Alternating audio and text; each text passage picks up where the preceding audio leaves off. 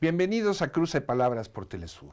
Soy Luis Hernández Navarro y para conversar sobre la situación de las mujeres migrantes hispanas en Estados Unidos está hoy con nosotros María Guadalupe Freire Camacho, dirigente de la Coalición Mexicana en Florida. Guadalupe, muchas gracias por estar en este Cruce de Palabras. Gracias a ti, Luis, gracias por la invitación. Tú eres migrante mexicana viviendo en Florida. Así es. Yo emigré al estado de la Florida hace poco más de 13 años y bueno, como la mayoría de los migrantes, tuve que reinventarme en un ambiente de una gran hostilidad para todos los migrantes y ha sido un proceso difícil y eso es lo que me llevó a involucrarme precisamente en este tema. ¿Inmigraste con papeles, sin papeles? Migré con papeles y con el tiempo me di cuenta que la cultura en general en Estados Unidos no le importa si migras con papeles o sin papeles. De todas formas eres un advenedizo y de todas formas eres sometido a ciertas prácticas que afectan a la población migrante en general. ¿Ya no veías perspectivas en México o fue otro tipo de motivación lo que te llevó Sí, fueron a Estados circunstancias de carácter personal. Fui a formar una familia con un cubano, por cierto, y allá, bueno, me encontré con la realidad de que había que dejar la vida en todos los sentidos de este lado de la frontera. Guadalupe, cuando se habla de migrantes generalmente se piensa en hombres. Tú representas una coalición de mujeres. Sí. ¿Cómo viven las mujeres migrantes? Bueno, primero que nada, igual que se expresa en la población mundial y en la población mexicana y latinoamericana, somos la mitad. También somos la mitad de los la de mitad los del cielo. La mitad del cielo y la mitad de las mujeres migrantes. La demografía de la migración cambió sustancialmente en los últimos 10, 12 años y las mujeres migran en igual proporción que los varones. Entonces, y nos enfrentamos, eso sí, a circunstancias más severas. No es lo mismo migrar siendo hombre que migrar siendo mujer. ¿Es más adverso para las mujeres? Es mucho más adverso empezando por el trayecto. Empezando por la decisión, porque te enfrentas a la decisión si dejas a tus hijos o te los llevas. Claro. Te enfrentas a un trayecto mortal, porque no hay un trayecto seguro para emigrar. Y a lo largo de ese trayecto vas sufriendo una serie de abusos. Entonces, las diferencias de género son mucho más marcadas en el tema migratorio también. Y la posibilidad de encontrar trabajo, hacer una vida del otro lado, ¿es también más difícil para las mujeres? Es también más difícil porque seguimos teniendo la triple vulnerabilidad. ¿Qué sería? Mujeres pobres y no documentadas. Entonces se convierte en esa triple vulnerabilidad, se potencia de aquel lado de la frontera. Y es más difícil combinar todos los aspectos y además generalmente sin una red de apoyo familiar que sí teníamos aquí o en los países de origen o en los estados de origen. Tú tenías en México, en Coahuila, toda una trayectoria profesional en la administración pública, Sí. Habilidades personales, en la oratoria, todo eso. ¿Qué sucede con ello cuando llegas a Estados Unidos? Bueno, hay que asumir que tus créditos universitarios no tienen el valor que tú esperabas, que vas a tener que volver a estudiar mucho y volver a pasar muchos exámenes, casi empezar de cero, escoger probablemente otra profesión para optimizar el tiempo. Y bueno, yo lo hice con un gran esfuerzo, trabajando y estudiando, sigo estudiando, pero mis grados académicos se quedaron acá, excepto que lo que no se puede quedar y a lo que no puedes renunciar es al conocimiento y a la vocación. Tarde o temprano emerge nuevamente a la superficie esa vocación y es lo que a mí me sucedió. Tú tuviste que reinventarte. Absolutamente. Ahora soy maestra de educación especial. trabajo como maestra, ese es mi modo de vida. Y eso me ha permitido también ocuparme en las cosas que amo, que me gustan y que me comprometen. Teniendo una estabilidad laboral, puedo dedicar el resto del tiempo a servir a la comunidad. En Estados Unidos las escuelas tienen una relación muy estrecha con la comunidad. La comunidad tiene mucha injerencia en el manejo de las escuelas. ¿Eso te permite a ti tener un puente con la comunidad? ¿Es desde la escuela o esa parte de la escuela que tienes? No, esa parte de la escuela, nosotras, las personas que formamos parte, las mujeres que formamos parte de la Coalición Mexicana en Florida, trabajábamos ya con la comunidad, algunas desde otras organizaciones, otras desde iglesias, otras como yo éramos activistas de manera independiente, todas luchando casi por las mismas causas, pero alterno a nuestro modo de vida. Es la vocación, la misión que se revela. Finalmente nos encontramos y nos constituimos legalmente y todas tenemos la intención, primero, de que se dignifique el trato a todos los migrantes en general y en particular a las mujeres migrantes. El tema de la violencia de género está muy fuerte y con violencia me refiero no solo a violencia doméstica, me refiero a la trata de personas, a la violencia laboral, a la explotación laboral, al acoso. Todo eso en el país de las libertades. Todo eso en el país. La libertad es un concepto, es un ideal y yo creo que debemos asumirlo en ese sentido.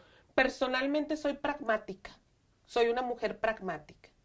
Lo ideal ahí está, nos inspira y nos motiva, pero la realidad es otra y debemos dar soluciones pragmáticas a problemas reales. Guadalupe, muchas de las gentes que emigran tienen en su imaginario el sueño americano, la posibilidad de enriquecerse con facilidad, de tener una vida tranquila, segura. ¿Qué tan real es en tu experiencia la posibilidad de vivir ese sueño americano? En términos de democracia me gusta, en términos de ciertas libertades me gusta, pero en términos de superación económica la jornada es larga y los obstáculos son inmensos, profundos. Y bueno, recientemente, y lo digo abiertamente, lo he manifestado abiertamente, con la llegada del presidente Trump a la presidencia, todo eso surgió a la superficie. Es como si hubiera una licencia para el racismo. Es como si se hubiera hecho oficial el racismo. Y entonces todo ese tema de las libertades civiles empezó a golpearnos mucho más duro también a la comunidad hispana. Incluso para ellos, hablo para ellos, los anglos, no hay diferencia entre los hispanos y los mexicanos, ¿no? En general, a todos o nos llaman mexicanos o a todos nos llaman hispanos, porque hay un desconocimiento profundo, primero de la aportación que hacemos en términos económicos, sociales, culturales, y después del propio concepto cultural de Latinoamérica y de quiénes somos. Acabas de mencionar una palabra muy importante, discriminación. ¿Existe la discriminación en ese país aparentemente de las igualdades? Existe en términos jurídicos, como existe aquí en el artículo 4, ahí existe en la enmienda 14 de la Constitución. Pero la igualdad jurídica no genera por sí misma la igualdad social. No genera por sí misma. Somos los seres humanos quienes no debemos renunciar a exigir o a ejercer las leyes. Entonces parece que vemos las leyes o las constituciones como algo con vida propia. No tienen vida propia. La vida, las instituciones y los países se la damos los seres humanos. ¿Cómo se expresa esa discriminación? ¿En las escuelas, en las tiendas, en la calle? Yo creo que está pasando mucho y ha sido noticia internacional. Por ejemplo, en el uso del idioma. Los hispanos hablamos español. Vivimos en español. Y es frecuente que personas nativas de allí, que nativos también es otro concepto inexistente, te cuestionen de por qué estás hablando español, de que si estás allá debes hablar inglés. Yo diría que los que somos bilingües tenemos una superventaja, porque somos ciudadanos de un mundo complejo. Si queremos vivir en la globalidad y ese país es el más global que existe, deberíamos poder hablar diversos idiomas. Tú llegaste ya sabiendo hablar inglés. No, yo lo aprendí. Ahí lo tuviste que aprender. Yo lo tuve que aprender para poder estudiar, para poder tener una vida laboral, porque sí, tiene que ser, la vida laboral es en inglés. Yo lo aprendí allá, pero pasé por procesos complicados. Pasé por procesos complicados siendo legal, entre comillas. Entonces, lo que viven las personas, que no tienen documentos, que no tienen estudios previos, que incluso hablan su lenguaje materno todavía, su lengua originaria, Tzotzil, Setzal, Tojolabal, Maya, Quiché, etcétera, es mucho más complejo y profundo. Por eso es que quienes sí tenemos la posibilidad de hablar, debemos hacerlo, sin miedo. ¿Qué tan amplia es esa comunidad de indocumentados? Bueno, las cifras están entre 10 y 13 millones. La realidad es que deben ser mucho más porque el miedo a ser deportado pues les impide participar en los censos de población y vivienda, por ejemplo. Entonces, es una comunidad de más de 11 millones de mexicanos, 30 millones si ya hay hijos descendientes. En la Florida específicamente se habla de entre 300,000 a 1,000,000 de mexicanos, nada más. Y esa es la amplitud. Somos una comunidad potente que podemos inclinar la balanza en términos político-electorales, nada más que hay que saberlo y hay que difundirlo. Y hay que crear las condiciones y hay que acercar a las personas a los mecanismos de participación ciudadana. ¿Te parece, Guadalupe, si vamos a una pequeña pausa? Correcto. Amigos, amigas, no se vayan. Volvemos en muy breves instantes.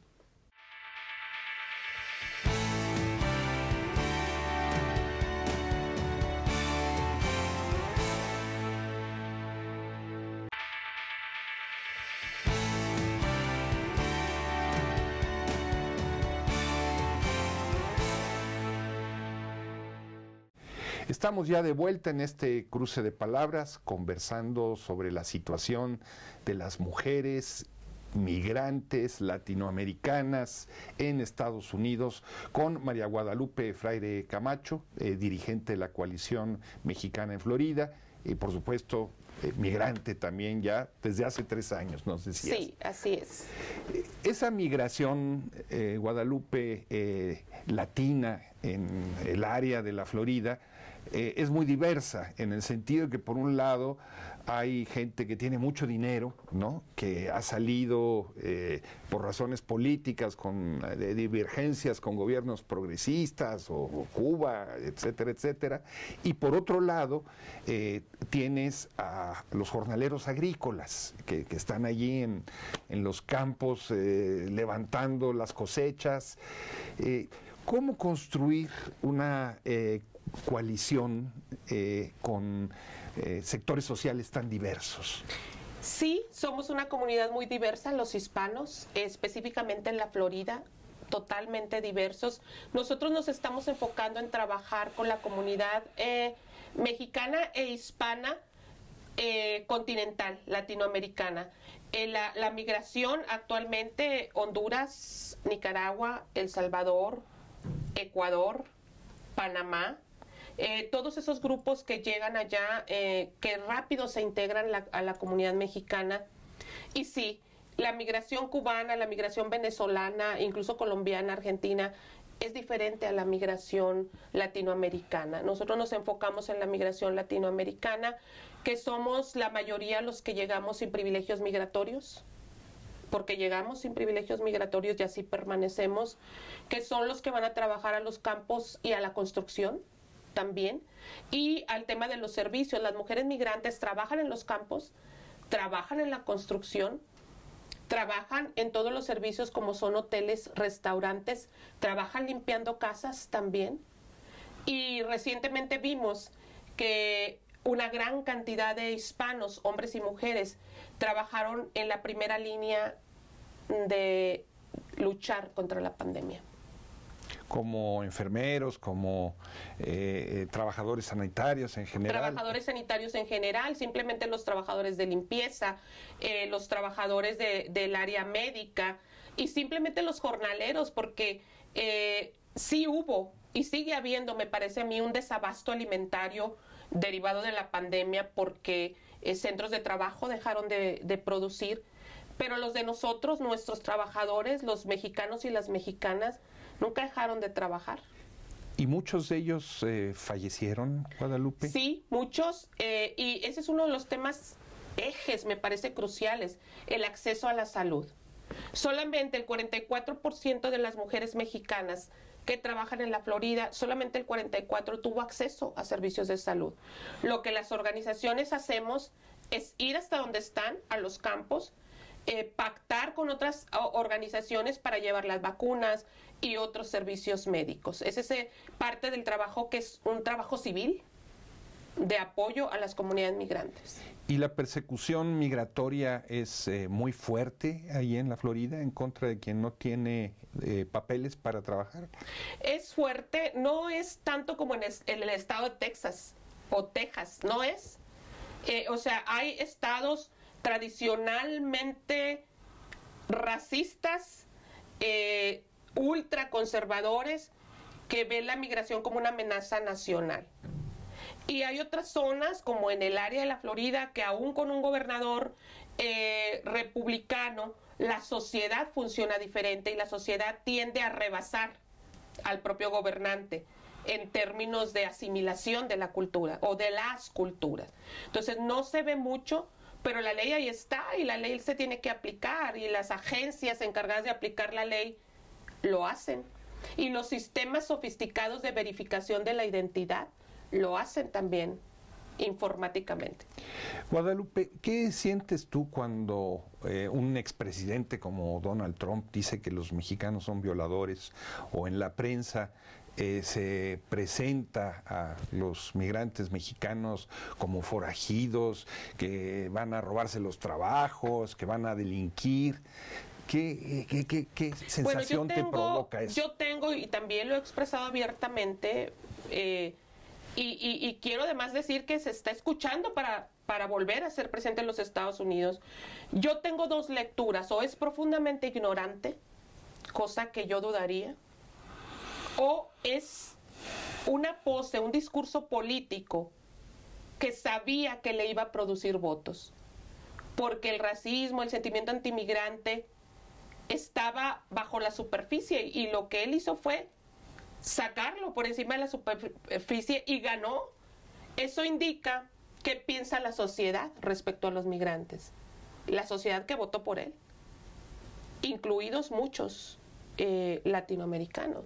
Entonces esas son dos lecturas: o es profundamente ignorante del latinoamericanismo, de la demografía migrante, o es profundamente perverso, que sabía que ese discurso le iba a redituar electoralmente.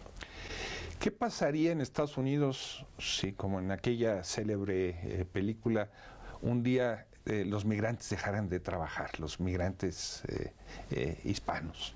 Bueno, se han hecho ya algunos ejercicios sociales de esa naturaleza. Yo creo que colapsa la economía. Yo creo que por eso ahora el presidente Biden y algunas legisladoras republicanas están dentro de las propuestas migratorias, incluyendo a los trabajadores esenciales, que son los trabajadores de la agricultura, los trabajadores de la medicina, etcétera, que la mayoría, muchos son migrantes en el tema de la agricultura. Los quieren incluir en la reforma migratoria, porque saben que si no se establece ya una reforma migratoria protegiendo a los trabajadores esenciales, puede colapsar la economía. ¿Y ves alguna viabilidad a esa reforma migratoria, más allá de las declaraciones tan de cara a las elecciones de Estados Unidos? Biden y los demócratas no tienen todo consigo para el triunfo. ¿Hay posibilidades de que esa reforma avance? Políticamente no la veo a corto plazo. Yo creo que en el caso de los demócratas, ellos saben claramente que no van a conseguir los votos y también lo usan. Estamos en vísperas de la elección de congresistas, etcétera. Y en el caso de los republicanos también saben. Entonces, ambos postulan sus propuestas mediáticamente, pero no pasa de ahí.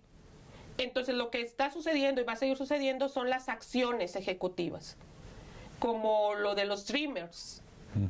Pero yo me inclinaría, por ejemplo, a una acción ejecutiva en el tema de los trabajadores migratorios, como el TPS que le acaban recientemente de otorgar a la comunidad migrante venezolana. Eso a mí me parece simplemente inconcebible, que nosotros como mexicanas, no tengamos un estatus de protección temporal. Simplemente me parece inconcebible. ¿Cómo te lo explicas?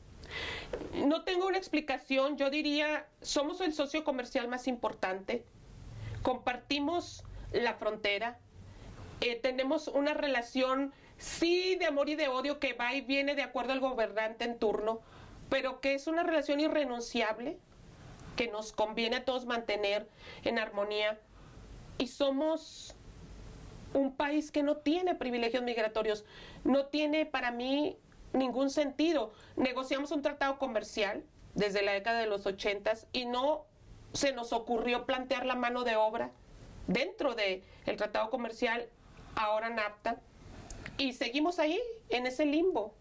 Eso no tiene sentido en este siglo.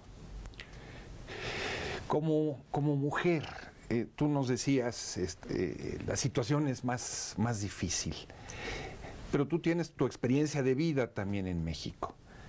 ¿Es muy distinta la calidad de vida que se puede tener en Estados Unidos a la de México? ¿Cómo la compararías? No, yo creo que a lo mejor económicamente puede ser un poco mejor, de manera que somos un país que casi vive de las remesas, eso es otra realidad. Casi 50,000 millones de dólares. De puras remesas que se incrementaron durante la pandemia. Eso habla de quiénes somos los mexicanos en el exterior. Pero en temas de género es igual. La violencia de género es transversal, cruza todas las fronteras, el estatus social, económico, las profesiones, incluso las edades. Lo que una mujer vive aquí y peligra, también tiene ese peligro allá. Porque emigramos, pero emigramos con nuestra cultura, con nuestra forma de ser hombres y mujeres, con nuestra forma de interactuar. Eso es complicado. Lo que sí debemos dejar claro, y la comisión, la Coalición Mexicana en Florida nos hemos empeñado, es que sepan que migramos, pero los derechos son irrenunciables. Migramos con derechos. Hay instrumentos jurídicos internacionales que nos protegen. Y en Estados Unidos, específicamente, hay instrumentos jurídicos que protegen a las mujeres migrantes mexicanas, independientemente del estatus legal. Ningún ser humano es ilegal. Ningún ser humano es ilegal. Y todos los seres humanos tenemos derechos. Los derechos son esenciales. ¿Cómo está la situación del registro para poder votar en Estados Unidos? Porque generalmente se habla de que la población de origen hispánico está poco empadronada para poder ejercer el derecho al voto. ¿Eso se ha modificado? Sí, hay unas campañas bastante agresivas en ese sentido para captar el voto hispano, específicamente y más intensamente del lado demócrata, porque las causas de América Latina siempre han estado más cercanas a las causas del Partido Demócrata en términos de la ideología progresista y de las libertades civiles, etcétera. Sí creo que vamos a inclinar la balanza, sí creo que estamos en posibilidades de hacerlo. Y hay organizaciones específicamente para empadronar a los hispanos, organizaciones como la nuestra, como la COMEF, formada por hispanos para involucrar más a la sociedad hispana.